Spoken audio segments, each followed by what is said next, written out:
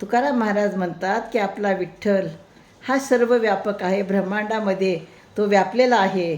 खरं जर पाहिलं तर तुकाराम महाराज हे निर्गुण निराकार ईश्वराला मानणारे असे संत आहेत आणि तेच या अभंगातून आपल्याला सांगतात. अभिनव सुख तरी या विचारे, विचारावे बरे संतजनी. रूपाचे आठवे दोन्ही आपण, वियोग तो क्षण होत नाही.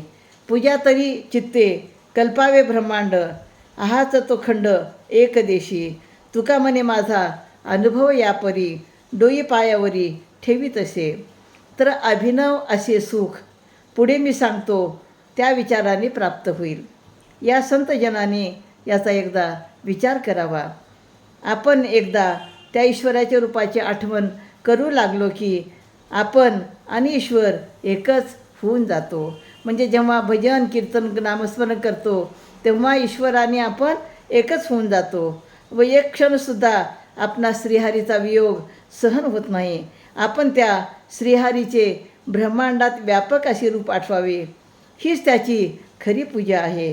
हरी हा सर्वत्र आहे असे जाणून पूजा करणे योग्य आहे, पण तो एका विशिष्ट ठिकाणी आहे अशी समजून पूजा केली तर ती व्यर्थ होय.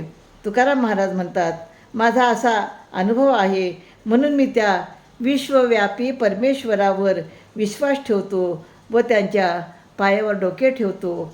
खरं जर पाहिलं तर तुकाराम महाराजांनी सगुण रूपाचा जो ईश्वर आहे, विठ्ठल आहे, ते खरं तर भक्तासाठी त्यांनी मूर्तिमंत त्याचं वर्णन केलेलं आहे. पण खरं तर संत तुकाराम महाराज हे निर्गुण निराकार सर्व व्यापक ईश्वरालाच मानतात आणि हेच सत्य आहे. रामकृष्ण हरी.